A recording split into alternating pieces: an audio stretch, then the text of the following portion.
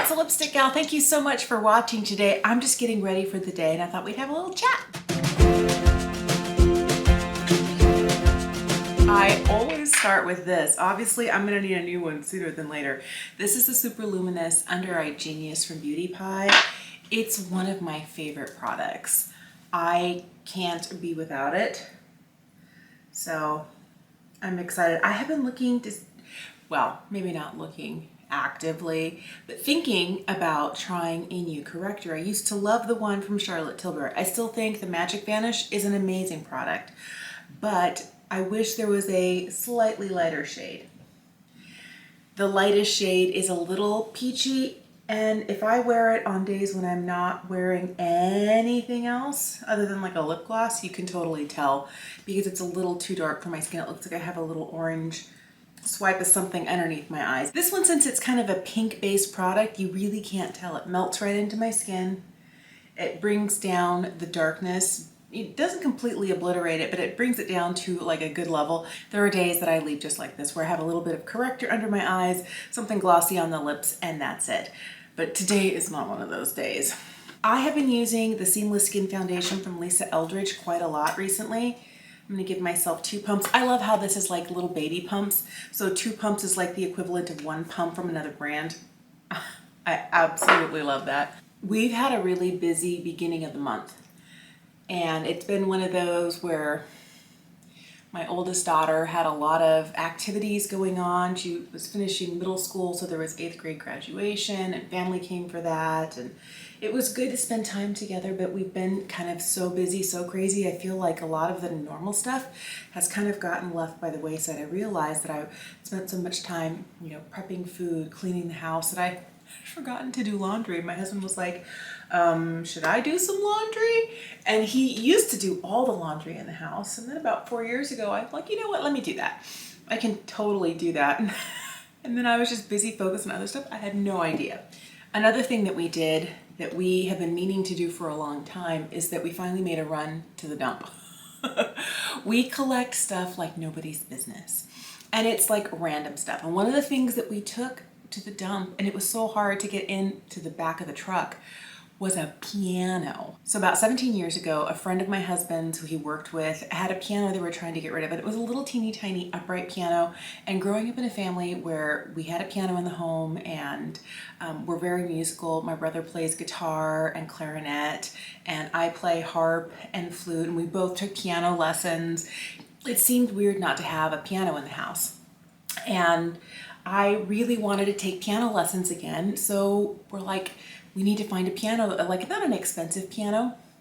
And the person who was trying to get rid of it, they're like, all you have to do is come and pick it up. You can have it.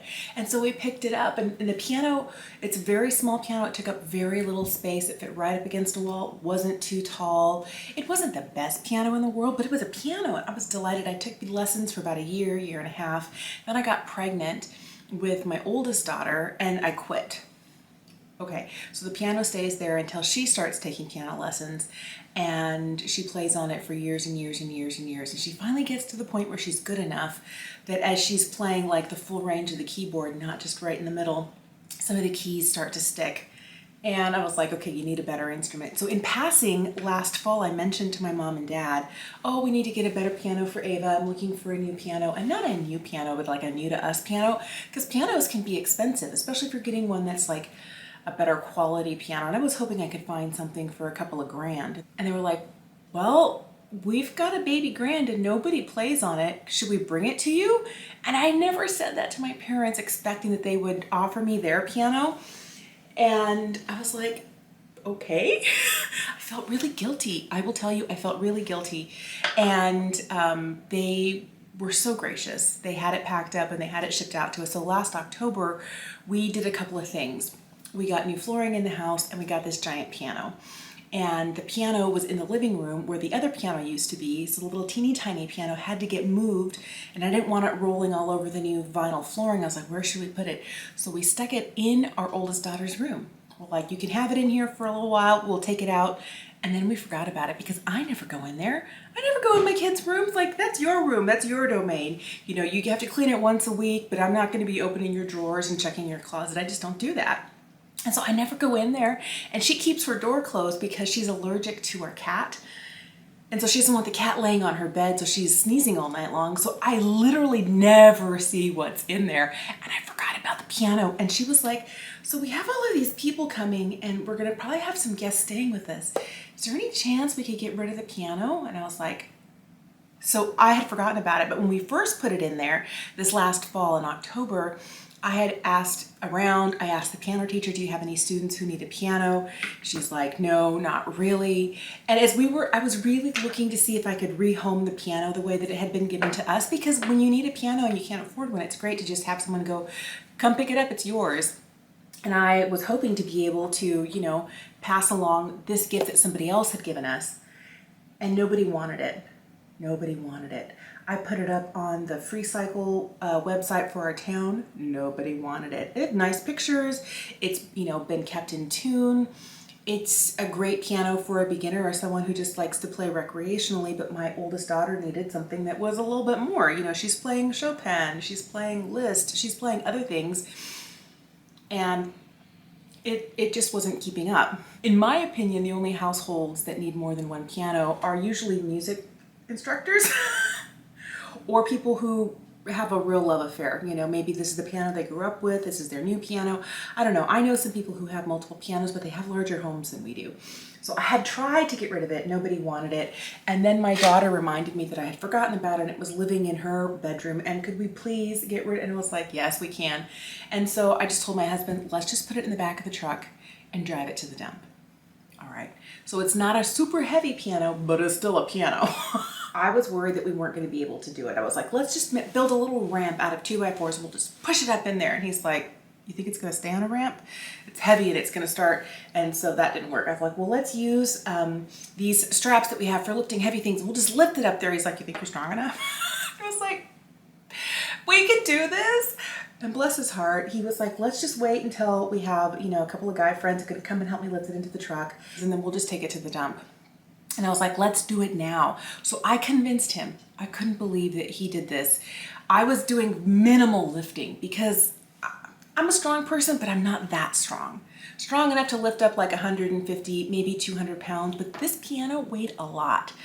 And so my husband was the one like lifting like the front edge of it up into the truck. Imagine a piano from the ground to the bed of a truck. You have to lift one end there, and then I was holding it there, and then he'd go back to the other end and lift up the other end and shove it in. Oh, I was so grateful that he could do that, but he was like, we should have waited for friends. Thankfully, nobody's back went out. We didn't drop it on anybody's foot. We drove it to the dump. And it was one of those things like, we're going, let's take all these other things. So we had some green waste like limbs and grass clippings and yard waste that could go. And then we had a few other things. And as we were driving, something flipped out of the back of the truck and we didn't even know it. We strapped everything down and apparently not well enough. And so we get there and we're like, we're missing something large. What happened? We found it on the way back. So I was like, but it cost $26 to take the piano to the dump. And it felt terrible. As somebody who grew up loving and respecting instruments, it seemed like the worst thing ever. We couldn't donate it to a school, to a church, to any community organizations. People have pianos coming out of their ears. And I was like, well, all right. So it went to the dump, sadly. You know what's funny is that my oldest daughter likes having the space back, but she also kind of laments not having it in her room, because if she got up early at 5:30 or 6 and wanted to practice in the morning, her door was closed. Her bedroom's on the opposite end of the house than my bedroom, and her sister, her bedroom is down there and door's closed, but she sleeps like the dead. So she could get up and she could practice, and you know, like, well, I'm already awake, might as well get some work done. She goes, I can't do that anymore because the piano's in the living room, which is right next to your room, and you wake up at the drop of a hat. And I was like, well, okay, sorry. So did you really want me to get rid of it? Yes. Anyway, I'm trying my hardest to finish this up. There's not a lot left. It would be easier if I could just take the top portion off, like the sifter, but I can't. I'm gonna use this. I don't know, maybe I could pry it up, but this gold portion here, I don't know, it seems like it's very well sealed to the container. I just want to get in there and use what's left over, use the last of it. I feel like I have to work way harder than I'd like to get the powder to come out of the sifter here. because it has like this little, I don't know, it's almost like a rubber dam that holds it in. I just realized that I've been powdering like indiscriminately and I'm using a cream bronzer today. Here's hoping it works. All right, I'm gonna put the powder aside for now. I picked up the new Charlotte Tilbury bronzer. This is the Beautiful Skin Sun-Kissed Glow Bronzer. And I don't know, have I used it on screen? I don't know. I don't know if I've already used it in a video before, but I'll tell you, I've been using it a lot since it arrived. First of all, I love how large the pan is. I love how large the mirror is. I love all of that. I feel like the packaging is nice. The only one that I feel has better packaging is the powder bronzer, because this one is refillable. And I wish that she had continued with that refillable packaging with this product here, but okay, whatever. My favorite thing to do is to use a synthetic brush and to just like pounce it in here. And then I pounce on the back of my hand to make sure I don't have too much, just enough.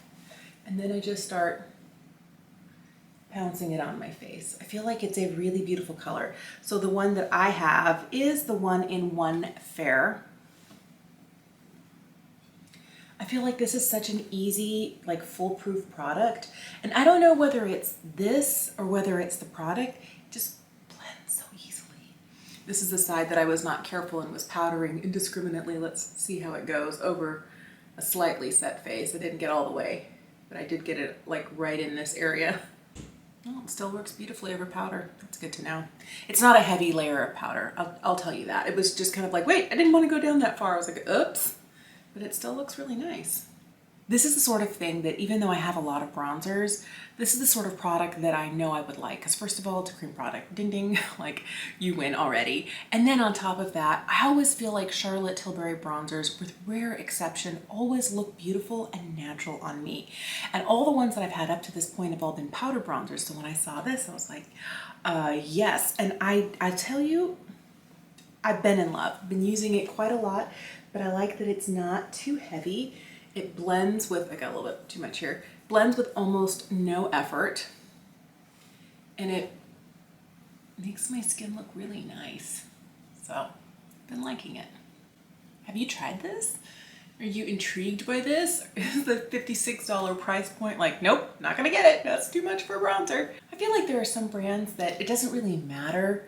I just am always intrigued, and then I'll kind of swallow the price point because I love it. Like Lisa Eldridge is one, Wayne Goss is one, M Cosmetics is one, and M is not like the most expensive out there, but sometimes I feel like I'm paying $30 what for a single blush, but you know, it's okay. And I feel like Charlotte is definitely one of those brands where I'm almost always intrigued. I feel like this is a really pretty product. It's super easy to use. This is a swatch right here of this. If you're curious, another one of my favorite bronzers is the one from M. This is the So Soft, and this is the lightest shade of this one as well. They both blend like easily. This is the one from M, which I feel is just a hair lighter. This one's a little bit more neutral, maybe even a hair cool. I don't know. I've been using this one for a super long time, but I really, really like this new one. I have been loving this Danessa Myricks Lip and Cheek palette. I think it's beautiful. I like the colors in here, and I also use a synthetic brush. So I pick up a little bit of the color that I want. I'm gonna mix a couple here, both of these kind of peachier shades. I'm gonna bounce them off on the back of my hand so it's not too much. And then I'm just gonna plop a little bit of this on. I'm trying to make sure I don't over blush today. I feel like there have been so many times in the past where I definitely over blush. I'm trying to stay out of clown territory. Oh, that's pretty. This palette has mainly been used for the pinks in it, and that kind of surprises me because I tend to like peachier and orangey toned blushes a little bit more, but I really love the pink tones in here. They're really beautiful. You have more of a mauve one and one that's more of a blue toned pink, but they're so flattering. And this brightest shade of orange, it's almost like a coral, is so beautiful. You can mix it with the peachier shade, you can mix it with the pinkier shade. I feel like you get endless options, and I know that not everybody likes mixing blush tones, but I like that it's like a different look every single time, and I like how easily they apply with like almost no effort at all. So it's not a new formula to my collection, but I love the Elevated Glow. There's a new shade in Pink Moon. I have a little bit of it here on the back of my hand, and I'm just going to like tap it between my fingers. This is one of, I think out of all of my like liquid highlights is like, oh, I got a lot, is the most liquid. And I feel like it has the potential, if I'm not careful in how I apply and how I tap it on, to kind of eat through my blush, to get down to the point where it lifts foundation, and that's not what I'm looking for. But if I have a sheer layer of it on my fingers, I can kind of tap it wherever I want. I have the best success when I don't use a brush or a sponge. I love the glow that this imparts, but I feel like when I use something like this, I use too much pressure. I'm pouncing in a lot harder because I'm trying to blend it, and I find that because it's a more liquid formula, it tends to just like lift everything underneath it, and that is not what I want. So I also like that it's hydrating. It gives a beautiful glow for summertime. I'm so glad I have this new shade of Elevated Glow, but I do feel like I might have knocked down a little bit of the intensity of my blush, so I'm just gonna pounce a little bit more over the top. And maybe what I should start doing is putting down the Elevated Glow and then the bronzer and then the blush. Maybe blush last, so I don't always have to keep adding just a little bit more. I have the Glossier Brow Flick. This is a product that I've been wanting to try for a long time and I just never had. It's a marker style pen that has ink in it that you can just fill in your gaps. Obviously, this is the eyebrow that needs the most help. I'm going to kind of comb it down so I can see where my gaps are. And then I'm gonna finish everything with the Glossier Boy Brow. I haven't used these in tandem together yet. I've used this with something else. I've used the Boy Brow on its own, but I wanna see what they look like. I like that this is not like the most pigmented ever. Somebody was mentioning that if you leave it stored tip down, all the ink will flow into the tip. And I kind of like that it's not like too wet, too heavy, that I'm getting, you know, a really light application. There's only 3 shades of this, and I have the middle shade, which is brown. I like that they don't play any tricks. There's blonde, there's brown, and there's like a, I don't know if it's black or a soft black, but I really love that they're not giving it like any, you know, interesting fun names like chestnut, or, because I never remember those. Just make it easy for me. Brown, that's the best. I've always liked the Boy Brow from Glossier, and I was hoping I would like this just as much. One of my pet peeves is I've tried a ton of brow pen, maybe not a ton. I didn't like the one from Urban Decay, even though the mechanism is nice. I just could never find a shade that looked like my eyebrows. It was too red or it was too purple. And I don't know how you get like a purple shade, but it was weird. And the problem that I've had with the one from NYX and the one from Milani is that they are very shiny. My favorite one is the Anastasia Brow Pen. I feel like the formula is great. They've got a ton of colors, so you have a lot of options. But I really like the way that this looks. And this does what the ABH one does, which is it spoolies well. So if I get a little too much in one area, I can, you know, brush it out, lighten it out, distribute it just a little bit, you know, and have it look a little bit more natural. But this is one that if I use too much, you can tell like, wait, what's going on? That's not natural. But if I keep it soft, it looks pretty good. I'm gonna throw in just a little bit of the Boy Brow. I like that this one is also called brown. It has a nice little short, not too heavy wand on it. I'm trying to decide whether I want to use a Sydney Grace cream shadow or whether I want to use this Petitfour from Viseart in Pistache. I have been loving this so much, and it's a beautiful green palette. It's not too much. I think I'm going to go for one of these, maybe a couple of these.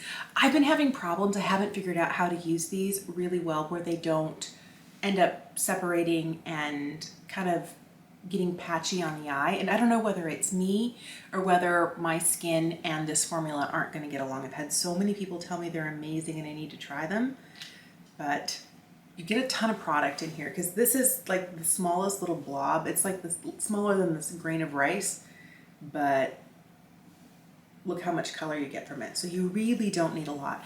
The one thing I've noticed is that when these dry on the back of my hand, I can rub them later and nothing happens. While looking at these, this one's really calling to me. This one's called Cliff Jumping. So I'm gonna Get these off the back of my hand so they don't end up on my clothes. I took the time this morning to wipe my lid down with a cotton round and micellar water. So there is nothing on my lid. There's nothing here at all. And I want to see if I can get these to work today. So I'm going to squeeze just a little bit of this out onto my little metallic palette here. A little itty bitty blob. I'm going to grab some on my brush and just see if I can get this to work. I've heard so many great things about this formula, and I've had one for a while that I tried once and it was like separating and patchy and I couldn't get it to work. I was like, okay, maybe not. And then they had a sale, their May bundle was 5 of these and I was like, okay, maybe it's just that one. Let me try them again. So when people recommend these, I'm gonna make sure to keep this eye closed or as closed as I can while I do the other eye. The one thing is these dry kind of quickly, so you do have to work one eye at a time. That's okay. If I can get it to last all day, this might be my new favorite for a work day. All right, I'm gonna finish buffing this in and I'll be back.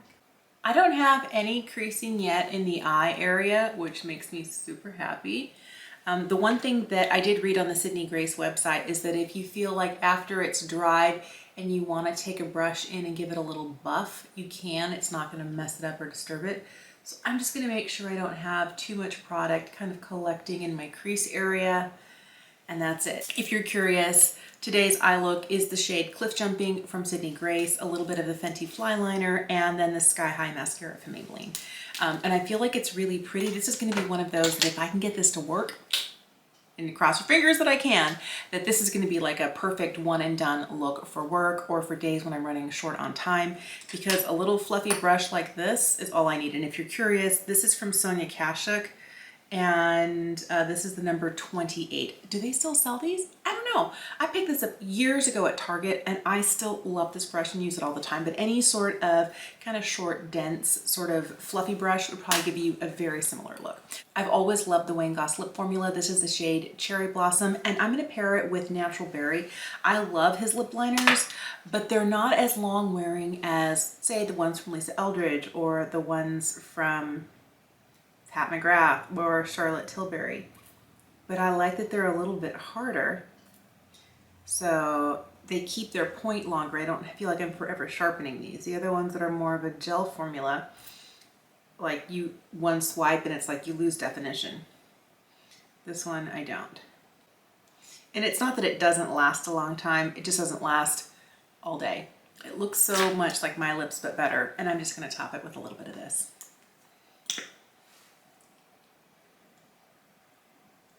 I like how this is like just enough of a lip, but not too much. I was gonna reach for a red today. I was like, no. Keep it soft, keep it simple. I think this looks really nice. Thank you so much for watching today. I love being able to, you know, pick up on old favorites that I know that I love. Get new colors of formulations that have been a huge favorite for me, and then try things that are just brand spanking new. This is new.